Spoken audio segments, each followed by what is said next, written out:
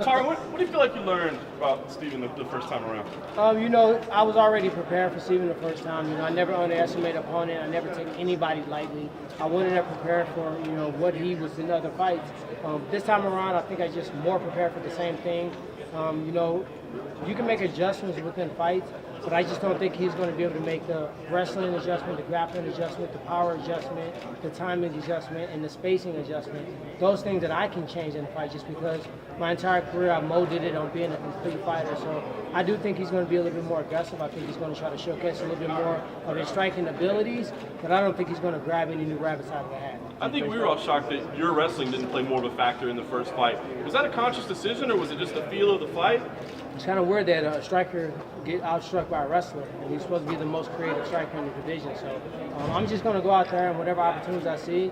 Like I said before, I'm well-rounded. I can wrestle, I can grapple, I can punch, I can knock guys out, and I can also go through those hard, gritty fights. So I'm just going to look for what he gives me, and I'll take it. He says he wants to be more creative, but do you think that's to his detriment in this fight? That's going to play more. I think I'm out to say anything. He's saying a lot of stuff, but I'm all about that action. So we'll see when we get knocked down on Saturday. I was shocked today to look at the odds. You're still the underdog after all of that has happened throughout the past few months.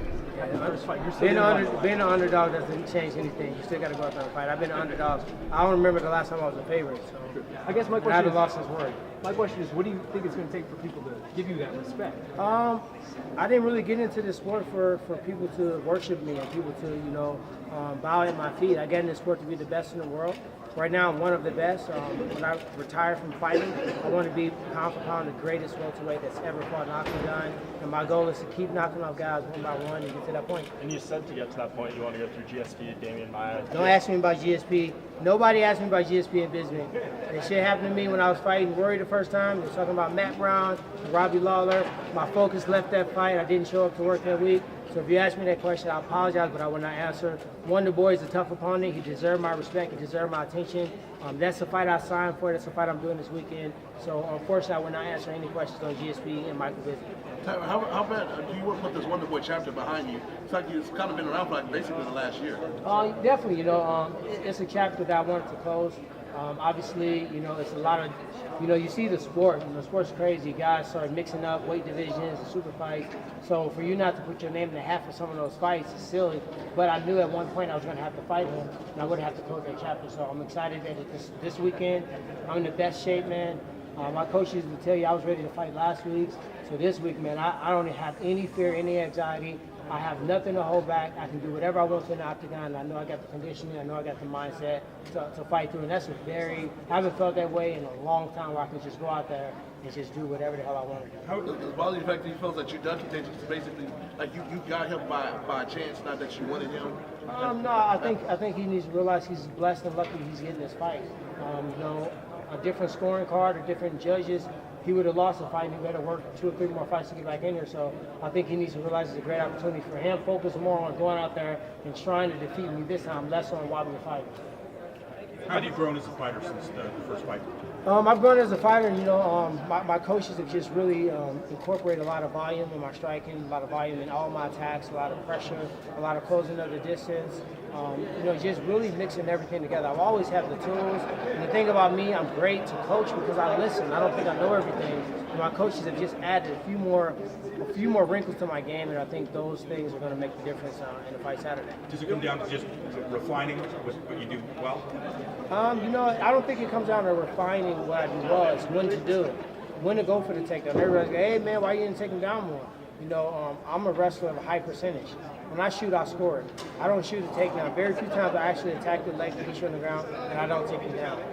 So with that said, maybe I didn't see the opening. Maybe I was, hey, if I go in there, maybe the uppercut or the knee's available. So for me, creating those openings be the difference maker. I know you've had concerns in the past about promotion and how the organization got behind you, but now, main event, title fight, now you've kind of gone through it. Do you feel better about it? You said it with a straight face?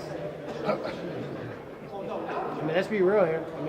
Everybody want to be real. Let's be real here. Look at the promotion. Was this promoted towards the champion? Was this promoted towards the challenger? You got to be real. Go back and look at it. Listen to the music. Give me your best shot. Every significant strike that was landed by my opponent miraculously made a highlight. I knocked him down 4 times in 1 round. Had him in submission trouble twice in 1 round. and completely annihilate him in opening round. So I just think that at the end of the day, you got to go out there and fight and win. No matter what I say now, no matter what I say I'm going to do, no matter how the promotion went for the fight, I still got to go and fight, and that's all I'm focused on. What did it mean for you to watch your son win the state title this past weekend? Man, it meant everything. I missed the entire season, and Wonder Boy, I put that on his tab. I didn't get to watch my sons wrestle. I was in training camp the entire time. I made the last meets of the entire season, and my boys were doing a great job without me. My literally coached him. I put him out of retirement, and it just hurt me to have to watch practice through a camera. I got cameras in my gym where I can watch the practice. I had to see the videos of the matches after the fact, and I wasn't able to be there today, especially in the sport of wrestling where I can, if they were doing golf or something else, I can't really contribute much. But wrestling, I can contribute quite a bit, and I didn't have a chance to do that, so now I'm putting it all in perspective. So when I go out there Saturday, it's a price to be paid. Were you surprised that the UFC booked Damian Maia in a fight? A lot of people think you should fight the winner of this about 4 days before this event is happening. Part of me wants to feel bad and have compassion for Damian Maia. The other part of me is I've been in 4 number 1 contendership fights. If Carlos kind of had beat me, he would immediately fought for a title shot. Rory McDonald beat me, he fought for a title shot. If Kelvin Gastelum would have beat me, they would say he was going to fight for a title shot. So I've been in that position enough to know that he has to do something different himself. Unfortunately, the sport of mixed martial arts is turned to where the fans want to see you get knocked the hell out and cut open and in these wars. They don't respect his art. He's one of the best grapplers in the UFC right now, and they don't respect his art that he brings to the table. That's not my job to go and promote him. I have a hard enough time promoting myself. And by the way, make sure you guys go out and check out the new episode of Champ Camp this week. It will bust you upside the head because now you're going to get the real promotion. You're going to see what really happened and what this fight is all about. So make sure you subscribe on YouTube and check that out. When you say they don't respect Damian's art, do you mean what they do? You see the fans, or just kind of a combination of? The fans are really a little bit more in control than what they realize. If they want to see a fight, it's a chance that that fight will happen. If they have shown in pay-per-view buys and attendance and views and whatever, and social media posts, that they don't really respect the grappler. We saw the same thing in Jake Shields. Jake Shields has victories over me, victories over Dan Henderson, Robbie Lawler. I mean, the list goes on, Carlos Condit. And he's a guy that people just didn't like his style and want to watch. It's mixed martial arts. No one says, hey man, this guy's striking too much. Why don't Stephen Wonderboy go for a takedown? Why don't he go for a submission? Why does he do a clinch against a cage? No, they want to see the striking. They want to see the creative spinning kicks and attacks, and that's what our society wants to see. So unfortunately for those guys, they didn't take the time to really perfect their striking. If I would have did the same thing, I would have just been a wrestler. But I perfected my striking to the point where my wrestling is really in the back pocket. Wonder Boy has dealt with this by saying that he's been oblivious to the disrespect to you and everything else. Do you think a lot of people are really playing a blind eye to how the things are going in the UFC and how you're being promoted? Wonder Boy himself hasn't personally said anything towards me that was negative, anything that you can put in the category as him, being racist of any sort. So none of the things I said was towards him at all. But people that don't have to experience certain things, they become oblivious to it. I said this earlier, if I've never consumed the pineapple and somebody tells me how delicious the pineapple is, I might be like, yeah, pineapple's not good. Oh my God, I've never seen a pineapple before. It doesn't exist because I've never consumed it. But the person that has, they might have a different situation, a different feeling. If you never experience racism, if you never experience discrimination, and if you don't know what happens behind the scenes, you don't see my feed on social media, and therefore you just don't recognize those things exist. It's not his fault. He doesn't have to go into defense for his fans, but they're out there, and if we as a society want to sit back and act like it don't happen, then we're in for a rude awakening. With Robbie Lawler, after that fight, you said you dealt with a fair share of racism. Has it been worse now that you've been a little bit more outspoken on ESPN and bigger platforms? I haven't read a lot of the stuff. From what I'm hearing, it's not been better for me. But at the end of the day, I say things because they're real. I don't say them just to spark a buzz. I really say them to get a solution to the problem. I can spend a whole scrum itself talking about the sport and where I think it should be. And it's not about race, guys. It's about being fair. Whether it's Amanda Nunes not getting the respect she deserves. She's not an African-American male, but her fight was promoted all around her opponent. Even this matchup.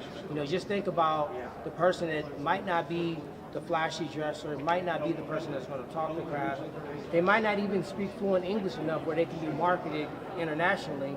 Is that really their fault? Are we in a sports field? Like, this sport was built on, if you can kick this person's ass and make it look good, you should be fighting the top guys.